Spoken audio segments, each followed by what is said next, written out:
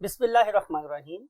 My dear students, हम पढ़ रहे हैं चैप्टर नंबर 11 बायोलॉजी पार्ट 1 का, और आज हम स्टार्ट कर रहे हैं एक नया टॉपिक, और उस टॉपिक का नाम है रेस्पिरेशन।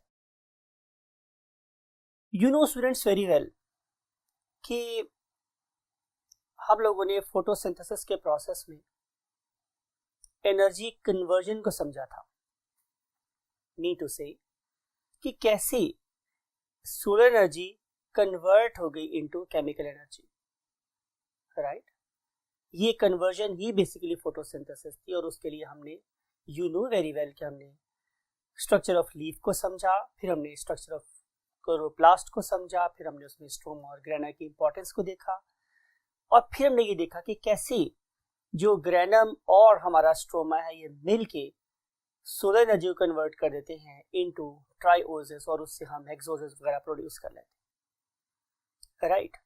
आज इस टॉपिक में हम एक और एनर्जी कन्वर्जन को समझेंगे कि हम एक फॉर्म ऑफ एनर्जी को दूसरी form of energy means heat और वर्क में कैसे कन्वर्ट कर सकते हैं, right my dear students.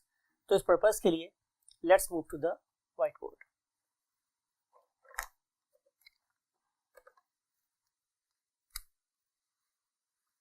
Yes, my dear students, we have already started our lecture with the name of Almighty Allah, and we want to say a dua of the Holy Prophet, that is Rabbi Ziddi Ilma.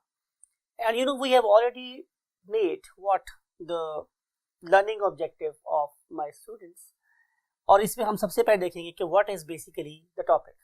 आज का जो हमारा topic है वो है respiration, और हम उसमें सबसे पहले लिखेंगे क्या, reactions taking place in the body और reactions taking place in the universe. तो उसमें आप सबसे पहले ही देख रहे थे, आपने डिस्कस किया हमने रोस्ट्रम पेपर भी, कि हमने सबसे पहले क्या किया, लाइट एनर्जी को यूज किया, ठीक है।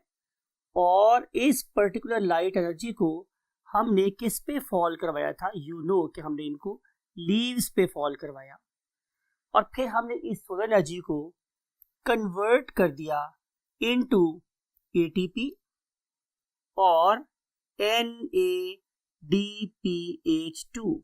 यू नो वेरी वेल, बहुत दफा लास्ट 6 और 7 लेक्चर्स में हमने बहुत दफा ये वाले वर्ड्स बार बार रिपीट किए।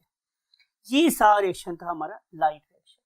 फिर हमने इस particular form of chemical energy को कन्वर्ट कर दिया था किसके अंदर, इनटू डेफिनेटली ट्राइओसिस, राइट।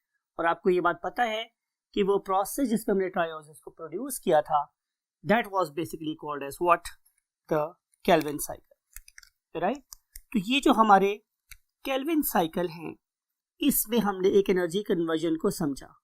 हमने एक केमिकल को दूसरी फॉर्म ऑफ केमिकल में कन्वर्ट कर दिया। ये वाला प्रोसेस एनर्जी को एब्जॉर्ब कर रहा था, और एक ऐसा रिएक्शन जिसमें एनर्जी एब्जॉर्ब होती है, हम उसे नाम देते हैं एंडरगोनिक रिएक्शन, एंडरगोनिक रिएक्शन।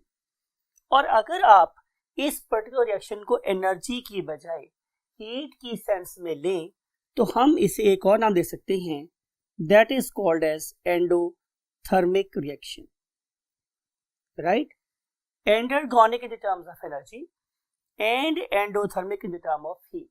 तो बहरहाल इस प्रोसेस के थ्रू हमने ट्राइओसिस को प्रोड्यूस कर लिया था, और यू नो वेरी वेल कि हमने बाद में इस ट्राइओसिस से हेक्सोसिस, और फिर उसके बाद डिफरेंट टाइप्स के डाइसैकेराइड्स, और फिर हम लोगों ने इवेंचुअली क्या बना लिए, पॉलीसैकेराइड्स।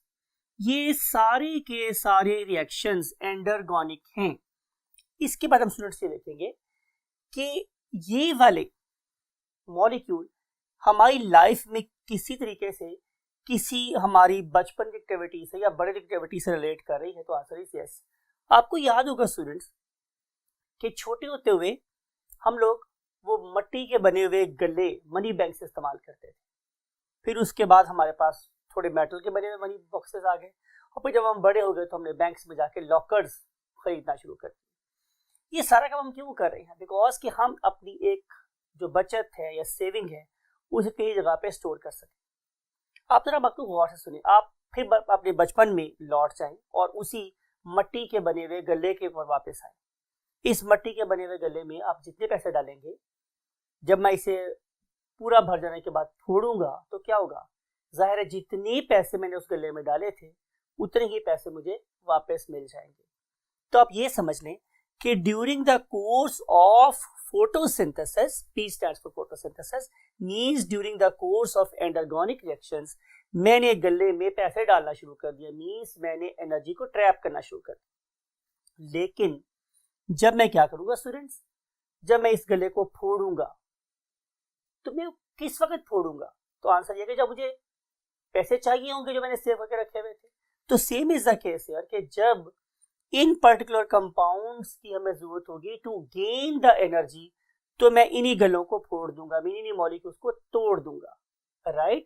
उनके तोड़ने से अगर मैं उसे बहुत बेसिक लेवल पे जाके बात करूं तो हम इसे बोलेंगे कि हमने इसे ऑक्सीडाइज कर दिया। जब मैं इन ऑर्गेनिक मॉलिक्यूल्स को क्या करूंगा, ऑक्सीडाइज करूंगा, तो वो एनर्जी जो इन मॉलिक्यूल्स में ट्रैप हो गई थी बाहर निकल आएगी। कैसे, जैसे कि हमने गले को फोड़ के पैसे बाहर निकाले थे। तो इस तरीके से ये वाले सारे मॉलिक्यूल्स जो कि हम लोगों ने एंडरगोनिक प्रोसेस में फोटोसिंथेसिस के दौरान में बनाए थे, जब मैं इन सारे के सारे मॉलिक्यूल की क्या करूंगा, ऑक्सीडेशन, मींस इसकी ब्रेकडाउन। इसका मतलब हरगिज ये नहीं है कि इसके अंदर ऑक्सीजन का इस्तेमाल होना बहुत जरूरी है, no, it's simple meaning is breakdown. जब मैं इनको ब्रेक करूंगा तो मेरे पास क्या ऑब्टेन होगा स्टूडेंट्स, जाहिर है एनर्जी। तो इस पर्टिकुलर प्रोसेस में चूंकि एनर्जी रिलीज हो रही है माय डियर स्टूडेंट्स, इसीलिए हम इस प्रोसेस को क्या नाम देते हैं, एक्सर्गोनिक, यानी कि इस वाले केस में एनर्जी रिलीज हुई, या मैं इसे हीट की टर्म में बोलूंगा तो क्या कहलाएगी, exothermic, because energy is being liberated over here, यहाँ पे एनर्जी रिलीज हो रही है। तो ये है हमारे पास students difference between exergonic reactions and endergonic reactions, ठीक है। अब अगले पेज पे अगर आप अगले टॉपिक पे चलें तो आप लोगों की बुक क्या कर रही है स्टूडेंट्स, वो आप लोगों को ब्रीदिंग और रेस्पिरेशन में फर्क बता रही है, ब्रीदिंग एंड रेस्पिरेशन में फर्क बता रही है।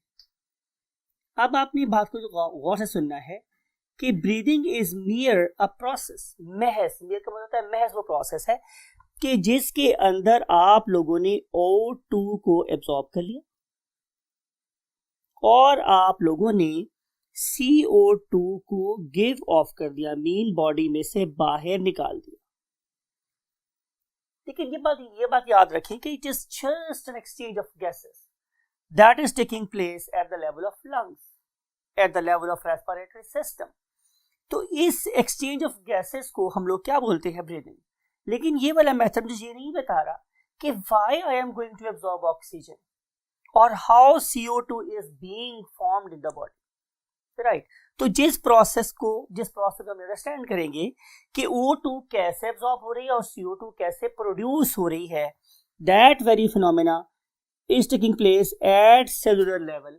तो फिर ये वाली ऑक्सीजन किसी सेल के पास जाएगी, ये वाली ऑक्सीजन किसी सेल के पास जाएगी और सेल क्या करेगा, सेलुलर रेस्पिरेशन करेगा। यानी कि ये है एक्चुअली वो स्टेज कि जहां पे रेस्पिरेटरी प्रोसेस हो रहा होता है और फिर ये वाला सेल क्या प्रोड्यूस करके देगा मुझे, CO2, जो वापस मेरे लंग्स में आ जाएगी और फिर हम इसे अपने लंग्स में से बाहर निकाल देंगे। तो ये दो डिफरेंट फेजेस हैं, उनमें से एक का नाम मेरे पास क्या है, simple breathing that involve exchange of gases, and as far as respiration is concerned, technically it is the process that involves what, the intake of oxygen and making of what, and giving of what, CO2। तो ये दो phases है जो आप लोगों की book में mention है। उसके बाद हम चलते हैं स्टूडेंट्स कि हम अंडरस्टैंड करेंगे the definition of what, breathing. तो उसको हम यहां लिख लेते हैं कि what is the definition, what is the definition of breathing. तो आंसर उसका ये हमारे डियर स्टूडेंट्स कि इट इज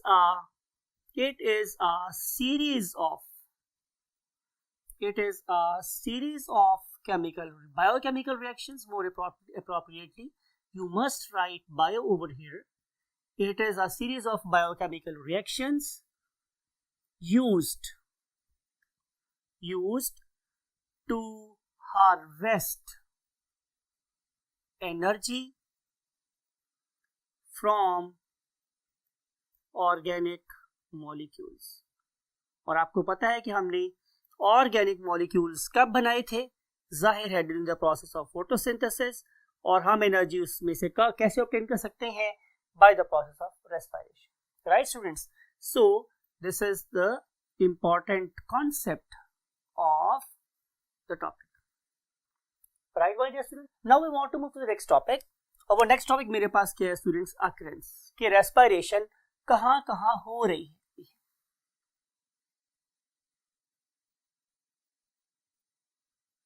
इस चैप्टर के स्टार्ट में मैंने आपको बताया था कि हमारी इस पूरा अर्थ पे एनर्जी को प्रोड्यूस करने का एक ही मेथड है, और वो क्या है? रेस्पिरेशन. यानी कि इस मेथड से हमारे माइक्रो ऑर्गेनिजम्स, हमारे सारे के सारे माइक्रो ऑर्गेनिजम्स, हमारे सारे के सारे प्लांट्स और हमारे सारे के सारे एनिमल्स एनर्जी को अगर प्रोड्यूस करना चाहते हैं तो वो रेस्पिरेशन के थ्रू ही होगी. यहां मैं एक छोटी सी लाइन आप लोगों की नजर करना चाह रहा हूं स्टूडेंट्स. वो ये है कि अगर प्लांट को भी एनर्जी चाहिए तो वो क्या करेगा? वो पहले ग्लूकोज बनाएगा. जाहिर है किसी के से बना लिया, उसे फोटोसिंथेसिस के तरीके से. लेकिन इंपॉर्टेंट बात ये है कि बना तो लिया उसने ग्लूकोज, क्या कोई ऑर्गेनिज्म, क्या कोई प्लांट उस अपने ही बनाए हुए ग्लूकोज से डायरेक्टली एनर्जी ले सकता है? तो आंसर इज नो. उस पर्टिकुलर प्लांट को भी ग्लूकोज को रेस्पिरेटरी पाथवे से गुजारना पड़ेगा, तभी उस प्लांट को क्या मिलेगी? एनर्जी. इसलिए मैंने आपको याद लेक्चर में बोला था कि plants have got dual metabolism. जैसे आपका डुअल सिम मोबाइल होता है, उसमें 2 सिम डल जाती है. इसी कैसे प्लांट के अंदर हमने डुअल मेटाबॉलिज्म एड प्लेस किया हुआ है. One of them is anabolic, that is going to form glucose. Another one is catabolic, that is basically involved for respiration and used to harvest energy out of it. और आपको एक lecture में बताया था, आपको याद होगा, that is the compensation point.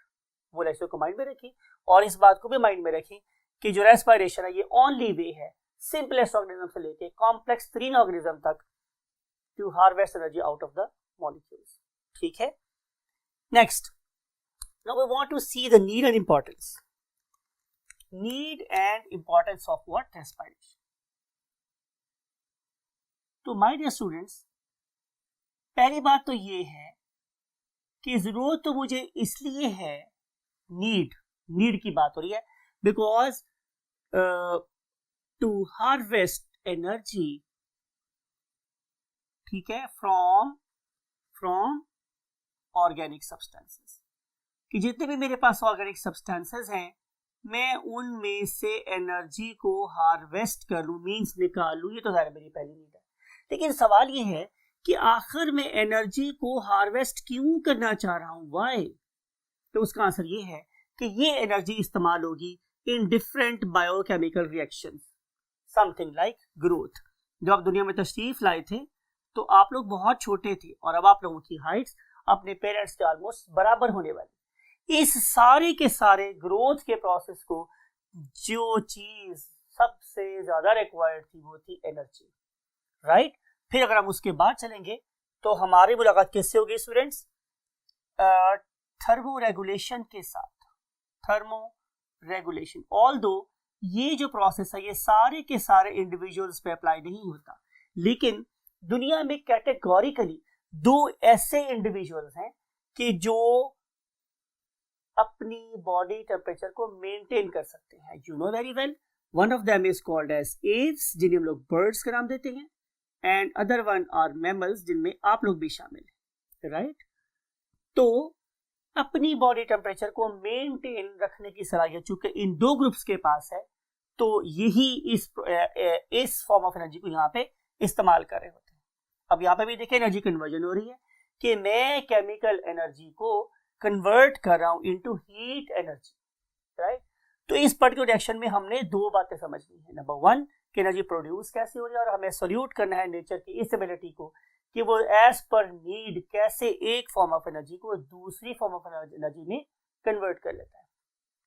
Now we want to move to the next thing is called as active transport. अगर आपको याद हो तो हमने चैप्टर नंबर 4 में ये बात पढ़ी थी कि हमारी सारी की सारी ट्रांसपोर्ट पैसिव नहीं होती, बल्कि बहुत से केमिकल रिएक्शंस में जब हम लोगों को मूवमेंट करनी होती है मॉलिक्यूल की from the inside to the outside और आउटसाइड टू द इनसाइड, तो we have to use the energy. And particularly you know very well कि if we want to move from the lower concentration to higher concentration means uphill movement करनी होती है, तो फिर हम लोगों को एनर्जी चाहिए. अगर आपकी बॉडी में ये वाला प्रोसेस ना हो तो बहुत से मैक्रो मॉलिक्यूल्स आपके सेल में ही एंटर ना हो और इवन आप लोगों की सेलुलर लेवल पे डेथ बहुत रैपिड हो जाए. सो इवन आपके सेलुलर लेवल पे नॉर्मल फंक्शन परफॉर्म करने के लिए भी मुझे क्या चाहिए स्टूडेंट्स? एटीपी मींस एनर्जी चाहिए. राइट माय डियर स्टूडेंट्स, फिर हम चलते हैं इससे मजीद आगे. And now we want to move to next step, and next step is called as what? Cell division. वैसे तो डेफिनेटली सेल डिवीजन का मतलब आपकी ग्रोथ ही है, लेकिन हम इस पर्टिकुलर प्रोसेस को एड्रेस करना चाह रहे हैं at the level of cells. तो इसलिए हम क्या बोल रहे हैं कि सेल डिवीजन करने के लिए भी मींस एक सेल से 2 और 2 से 4 सेल काइंड ऑफ ग्रोथ और रिपेयर और even to carry out the formation of sperms and eggs, we have to carry out this process. तो इस प्रोसेस के लिए हमें डेफिनेटली क्या चाहिए? एनर्जी चाहिए. एंड देन इरिटेबिलिटी मींस आपकी नर्व इंपल्सेस को जनरेट करने के लिए भी आप पार्ट 2 में जब हम आपसे नर्व इंपल्स के बारे में बात करेंगे तो आप देखेंगे आप लोगों के न्यूरॉन्स में movement of ions mean inside and outside करने के लिए हमें बहुत बड़े गेट्स को ओपन करना पड़ता है, बहुत से चैनल्स को ऑपरेट करना पड़ता है, और उन गेट्स और चैनल्स की ऑपरेशन डेफिनेटली विदाउट एनर्जी नहीं हो सकती. तो यहाँ पे भी हमें क्या चाहिए? Definitely chemical energy, that is of course in the form of ATP. Then we want to move to the next step, and next step is called as of course reproduction. ये तो आपको पता ही है कि हमें अपनी इस कुराए अर्ज पे अपने नंबर को मेंटेन रखने के लिए अपने जैसे नए ऑर्गेनिज्म प्रोड्यूस करने पड़ते हैं, and definitely this process can not occur without energy. And then last but not the least is called as what? Movement. ये बड़ी ही इंपॉर्टेंट बात है. ये बहुत दफा मैंने आपसे पहले भी डिस्कस किया है कि प्रीडेटर और प्रे रिलेशनशिप किस पे डिपेंड कर रही है? मूवमेंट पे. एक ऑर्गेनिज्म भाग रहा है इसलिए कि मैं जान बचाऊं, दूसरा ऑर्गेनिज्म किस लिए भाग रहा है? कि मैं दूसरे की जान ले लूं, उसको शिकार कर लूं, उसको अपनी फूड बना लूं. राइट? तो एक ऑर्गेनिज्म की डेथ के साथ दूसरे ऑर्गेनिज्म की जिंदगी वाबस्ता है, इट इज नॉट यूजलेस. तो इस पर्टिकुलर चीज के लिए भी हमें क्या चाहिए? एनर्जी चाहिए. राइट? आगे हम चलते हैं नेक्स्ट पॉइंट की तरफ, और वो जो नेक्स्ट पॉइंट है मेरे पास, that is what? Types. Now we want to move to the types of respiration. आप लोगों की बुक ये बता रही है डियर स्टूडेंट्स कि हमारे पास रेस्पिरेशन की 2 मेन टाइप्स है. One of them is called as anaerobic respiration. मुझे पता है स्टूडेंट्स ये एक वर्ड है, लेकिन आप लोगों की कॉन्सेप्ट को इन्हांस करने के लिए मैंने इसको 2 वर्ड में लिखा है. एन अलग लिखा है और एरोबिक अलग लिखा है. एन का मतलब होता है विद आउट. अब जिस पर्टिकुलर एक्शन में O2 इस्तेमाल नहीं होगी उसे हम लोग क्या बोलेंगे? Anaerobic respiration. यानी कि ये बिल्कुल मुमकिन है कि मैं किसी ऑर्गेनिक कंपाउंड में से एनर्जी को निकाल लूं विद आउट ऑक्सीजन. तो वो प्रोसेस जिसमें हम ऑक्सीजन के बगैर एनर्जी हार्वेस्ट कर रहे हैं, it is called as anaerobic respiration.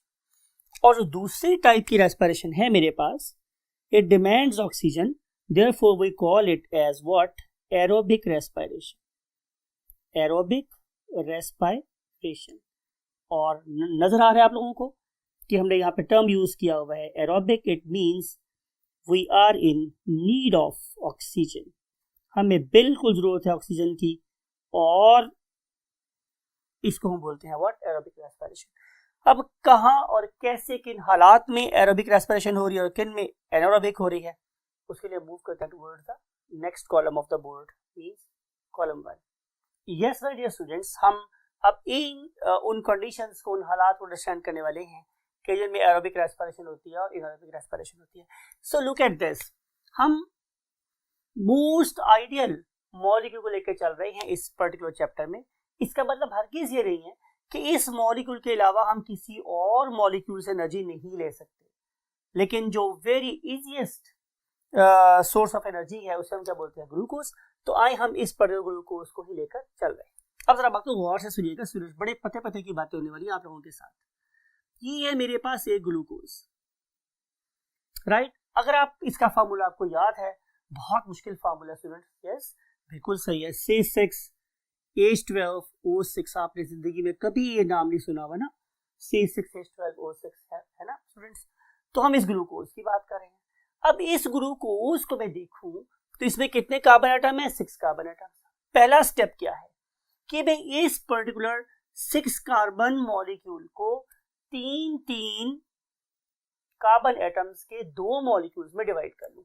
यानी कि आप यूं समझ लें कि मैंने इस पर्टिकुलर मॉलिक्यूल से ये 2 मॉलिक्यूल बना लिए और इन दोनों मॉलिक्यूल्स का फॉर्मूला सेम है और कहते हैं कि हम लोग इसे स्टूडेंट्स पायरुविक एसिड, क्या बनते हैं, हम इससे पायरुविक एसिड बनाते हैं। 2 मॉलिक्यूल्स बना रहे हैं, इसलिए मैंने ये 2 एरोस लगा दिए ताकि आप भूले नहीं। 1 glucose molecule will give rise to 2 molecules of pyruvate और pyruvic acid। अब इसका फॉर्मूला क्या है, C3H4O3, right. This is the formula of what, pyruvate. अब ये जो मेरे पास पायरुवेट है, बात को आपने स्टूडेंट्स बहुत गौर से सुनना है कि दुनिया में जितने भी ऑर्गेनिज्म सांस ले रहे हैं, जितने भी ऑर्गेनिज्म है, चाहे वो माइक्रो ऑर्गेनिज्म है, चाहे वो प्लांट्स हैं, चाहे वो एनिमल्स हैं, what ever the form of life may be, उन सब में अगर सोर्स ऑफ एनर्जी ग्लूकोज इस्तेमाल हो रहा है तो उन सब में ये स्टेप तो होना ही होना है कि हमने एक 6 कार्बन कंपाउंड को सीरीज ऑफ रिएक्शन में से पास करने के बाद इवेंचुअली किस में कन्वर्ट कर लिया है, 2 मॉलिक्यूल्स ऑफ पायरुवेट में कन्वर्ट कर लिया। ये सब में होना है।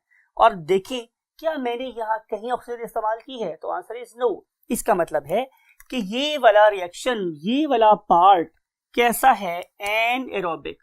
बात को आपने जरा गौर से सुनना, मैं क्या बात कर रहा हूं। हम अपने आप को मेटाबॉलिकली बहुत एडवांस समझते हैं, जाहिर हम है भी, यूकेरियोट्स हम है भी मॉडर्न, एवोल्यूशन में हम बहुत ऐसे पेड़ में, बट स्टिल हमारी रेस्पिरेशन का पहला पार्ट कैसा है, एनएरोबिक।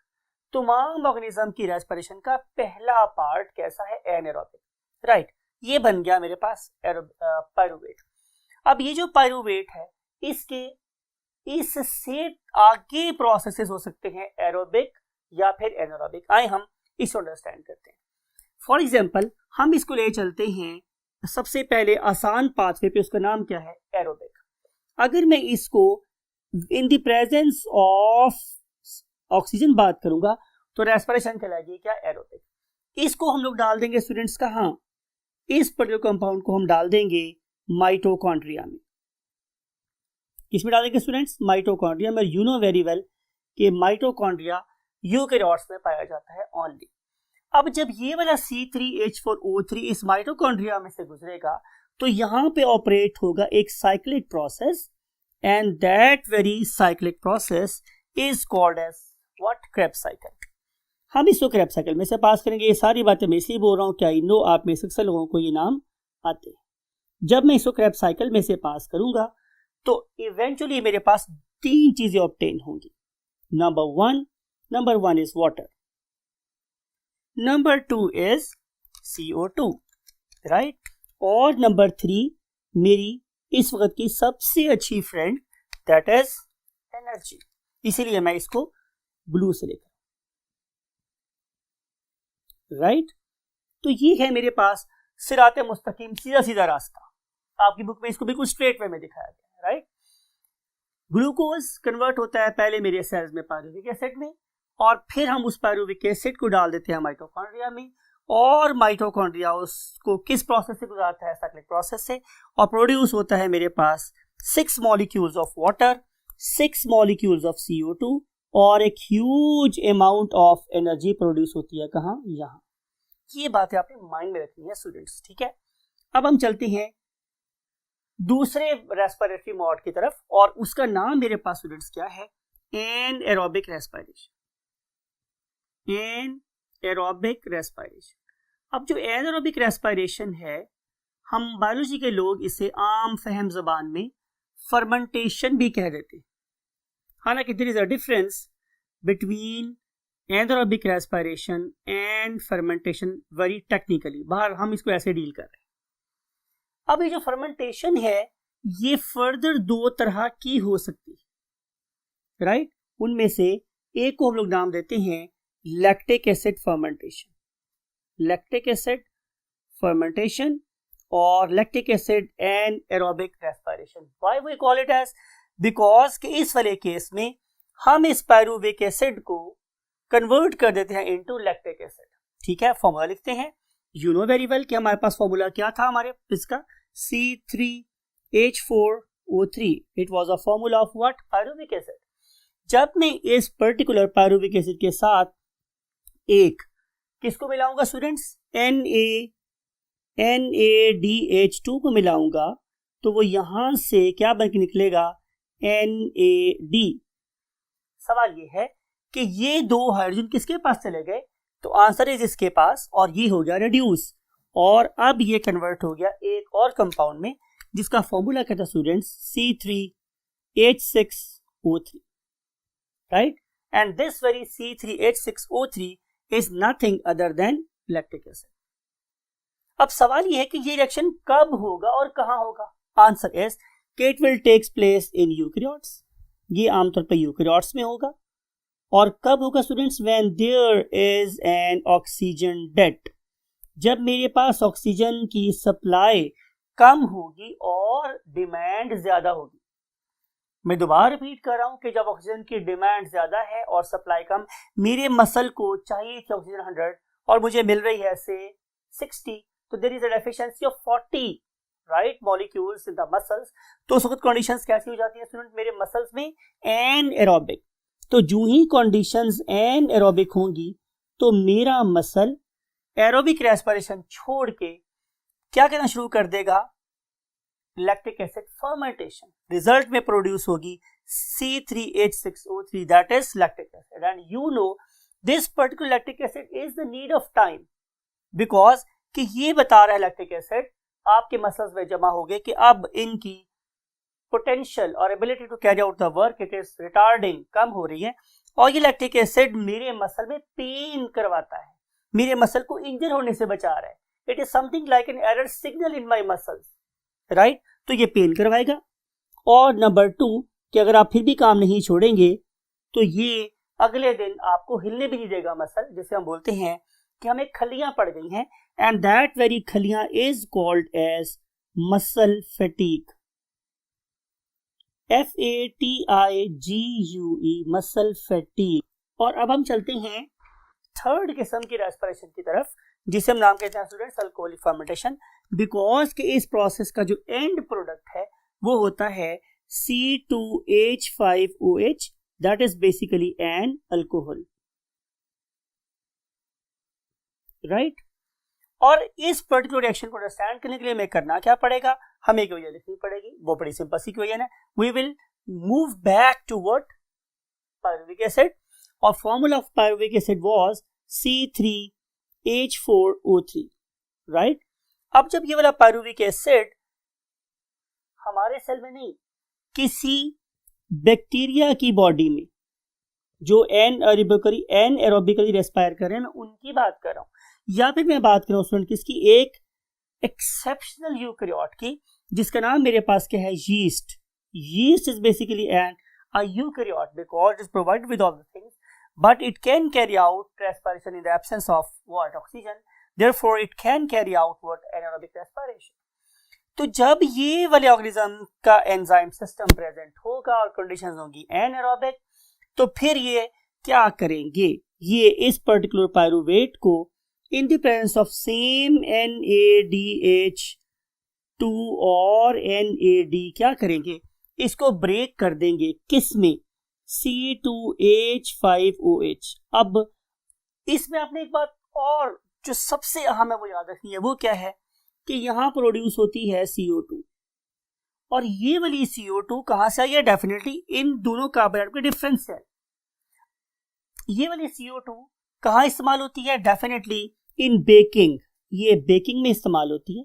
और बेकिंग की जो सबसे ज्यादा वाइड एप्लीकेशन दुनिया में नजर आती है हम लोगों को, वो है इन मेकिंग ब्रेड। ये ब्रेड बनाने में इस्तेमाल होती है।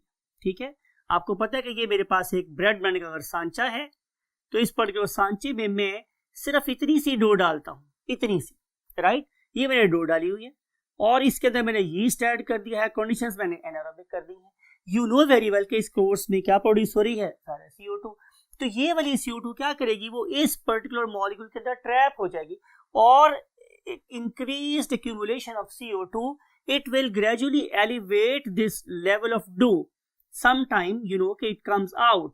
अगर आपने देखा हो तो डबल रोटी का जो ऊपर वाला पीस होता है वो थोड़ा सा बाहर निकला हुआ होता है। उसकी रीजन यही है कि वो डबल रोटी के सांचे से भी बाहर निकल गया, फैल गया। तो जितनी ज्यादा आप लोगों के डो में CO2 प्रोड्यूस होगी, उतनी ही डबल रोटी ज्यादा पोरस होगी, राइट, उतनी ही ज्यादा वो सॉफ्ट होगी। तो इस पर्टिकुलर चीज को हम लोगों ने इस्तेमाल किया for human welfare. You know, इससे हम बन भी बना सकते हैं, इससे हम डबल रोटी भी बना सकते हैं। तो ये थी स्टूडेंट हमारे पास एनारोबिक रेस्पिरेशन की दूसरी टाइप, जैसे हम क्या बोलते हैं, अल्कोहलिक फर्मेंटेशन। इसमें हम मुसलमान ज्यादा आमतौर पे CO2 को इस्तेमाल करते हैं for making of course bread and other things. लेकिन जो वाइन है उस बनाने में, उसके फॉर्मेशन में जो चीज यूजफुल है दैट इज C2H5OH। अगले लेक्चर में हम पढ़ेंगे क्या? Aerobic respiration.